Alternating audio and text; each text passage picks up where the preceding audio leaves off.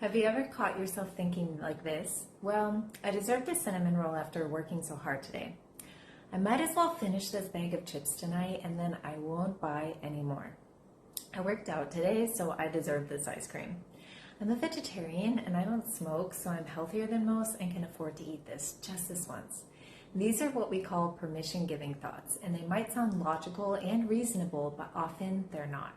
I experience them every single day, especially when I'm eating something sweet and decide to eat more than I had originally intended, or when I'm craving some popcorn just before bed. Permission-giving thoughts are those sneaky, seemingly rational excuses that pop into your head for continuing to engage in habitual behaviors that you've already identified as unhelpful. So let's unpack this definition because there's a lot to discuss here. Firstly, the presence of these thoughts is not always a choice. Our primitive brain, also called our downstairs mind, is wired to seek pleasure, avoid pain, and save energy.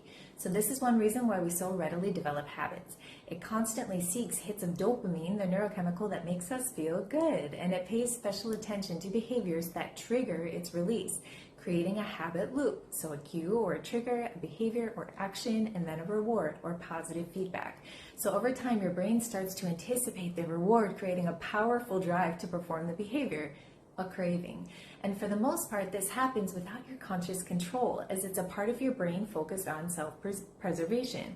So understanding this, it becomes clear why we often struggle with habits, especially around food.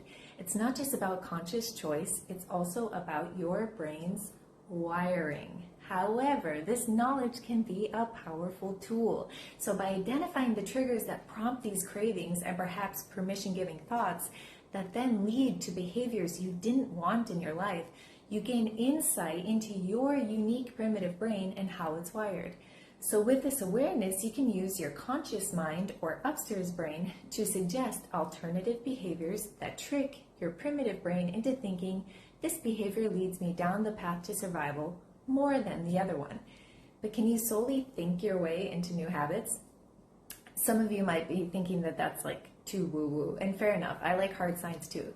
So while I'm sure it's possible, in some cases, I believe that solely thinking your way into new habits is often ineffective for long-term change. Why? Because of the importance of a reward for a new behavior. If the positive reinforcement for the old habit is stronger than it is for the new one, chances are the old ones will take over once again. And so one of the reasons why so many diets fail is the payoff just isn't worth the work. It's about finding a balance between the dopamine release from the old behavior and the suggestions made by your conscious mind. So it's about convincing yourself in your primitive brain that the pleasure is worth the pain. It's about how to reward yourself for the new habit so it eventually blacks out the old. Sounds easy, right? No, it's not. Not easy, but it can be simple. So the second thing to know about the definition of permission-giving thoughts is that these thoughts encourage behaviors that you've already identified as not in your best interest. So this is important because it's where the issues of should and then that persistent friend, shame, often creep in, especially when it comes to eating. So should implies external pressures. So all those in the diet industry that push one way onto you. Let me tell you what I believe. There is no one-size-fits-all eating plan. I believe that you will thrive if you find a way to eat that aligns with your unique needs and preferences. That being said, I do believe in evidence-based nutrition principles and practices that can be found in practically every diet out there, except perhaps the extreme carnivore ones where most vegetables aren't even allowed, and that's just dumb in my opinion. But the crazy thing is that practically any diet can back its dogma with research, and that's why I believe you, the individual, needs to figure out what works for you. But do you know what almost every human has in common? I say almost because I don't like speaking in absolutes. A primitive brain. And if you can find the best nutrition practice for you and hack your habits to match that, then that's pretty awesome. And that's exactly what I help you do. So how do you confront these permission-giving thoughts? Start by differentiating between what you want to do versus what you should do. Get clear on your genuine desires when it comes to your health. So this clarity helps you identify which thoughts are truly permission-giving ones, and which stem from external expectations. For example, if you genuinely want to include chocolate in your diet and it aligns with your nutritional goals, a thought like, I want to have my chocolate after this meal, isn't a permission-giving thought. However, if you add on, because I ran today, and then use that rationale for the whole day and end up eating way more chocolate than you had intended, it becomes one. I should know.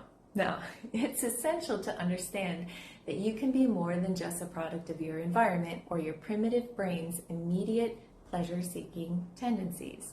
There is no shame in struggling with your weight, because that very word struggle means that you are choosing to manage the friction between your downstairs brain and your upstairs brain, and that's incredible.